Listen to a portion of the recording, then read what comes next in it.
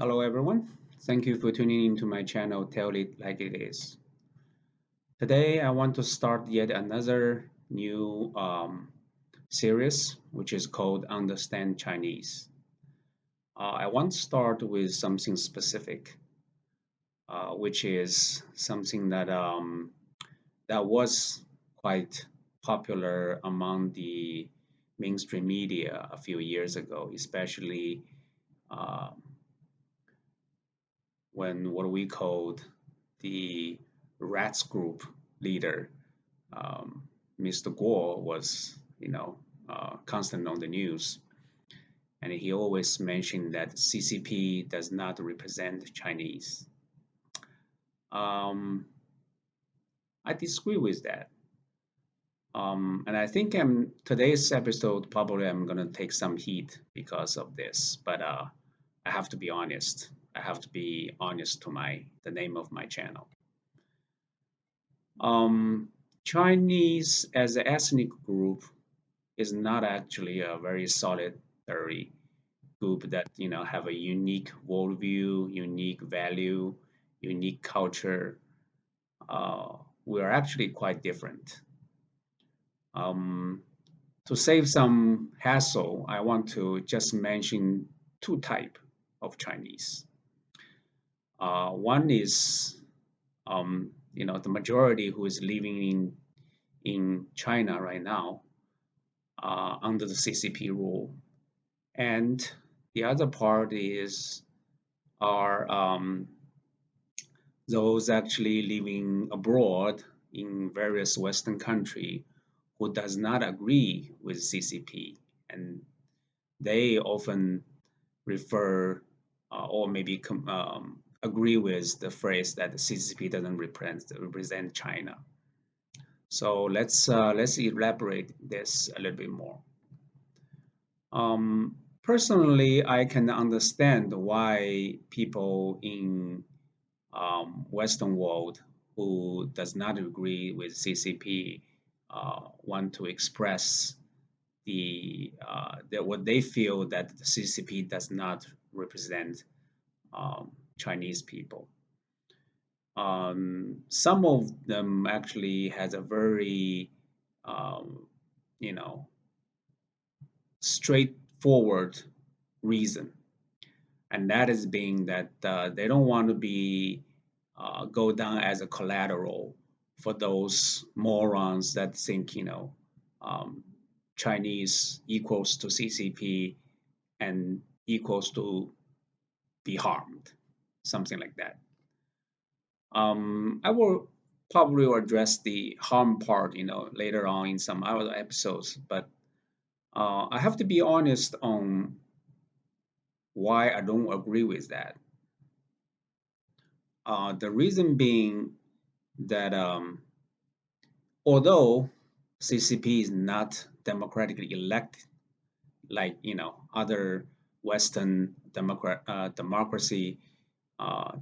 country that elect uh, their leaders. However, in my point of view, the CCP does represent the majority of the Chinese living in China, um, thanks to their indoctrination, brainwash, or tight control of their living, the fundamental living resource, and coerce them into complying to their um, brutal rule, the whole 9 yards. I don't have to go into a lot of detail of that. But we have to face the fact, especially for those who actually been to China, know what's going on, and interact with the people in China. You probably will come to realization that not many people in China actually uh, think badly about CCP. They actually, in many ways, they consider CCP as the strong man that bring the country from a very weak position to a very strong position, and from a very poor position into a very wealthy position, and bring them from voiceless, kind of status to like putting their will to the world kind of phrase. So you have to really go there and talk to people, and you maybe realize that actually the CCP has acquired some support in China. If not, I would say actually it is in majority, uh, super majority, if you may. However, there are some portion of people who was coerced to a silency that they have to keep those resentment and disagreement with themselves in China. There are quite some number of it, but percentage wise, I highly doubt that there's very significant. Same thing for Chinese living overseas. Even they're living in democratic country, they probably pro democracy. However, as I mentioned in a previous episode, they are not necessarily understand what freedom is about, and often they mistake the freedom with strong status of a country, of a countryman. So, in a sense, I would consider them they are represented by CCP as well. However, there are some people um, living in the free world. They actually don't consider themselves represented by the CCP.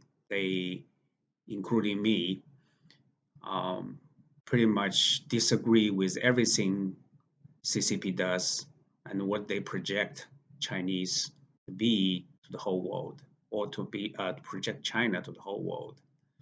We don't agree with that.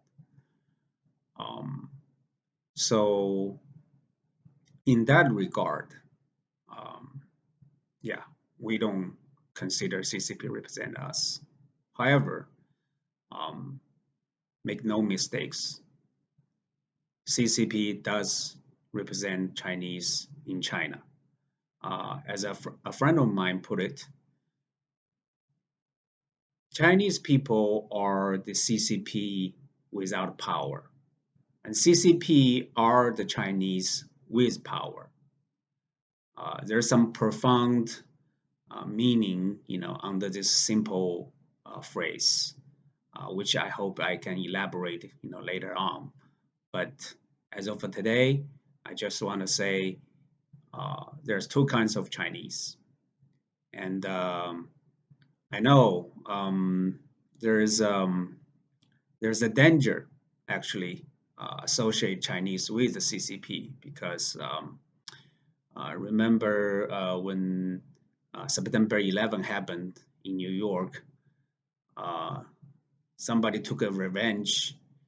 Uh, Somebody want to take a revenge, took a revenge to the Arab people, and he mistakenly picked a sheikh from India, to do the harm, simply because the turbine that the sheikh wear on, mistaken that with Arab, scarf.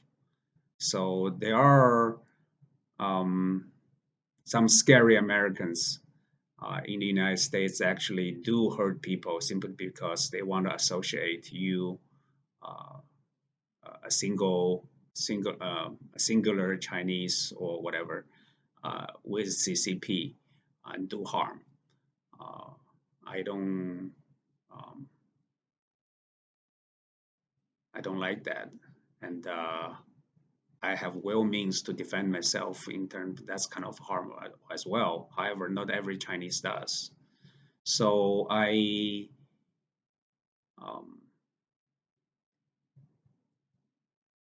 I advise for all these Chinese that if you really want to um, avoid such um, harm, the correct way to do it is actually showing your real voice. That if you really don't want to, uh, be represented by the CCP, then you need to speak out. However, please don't mislead the public that the CCP doesn't represent general Chinese population in China. It absolutely does. And hopefully I can elaborate that in the future episode. And that is all for today. Thank you. See you next time.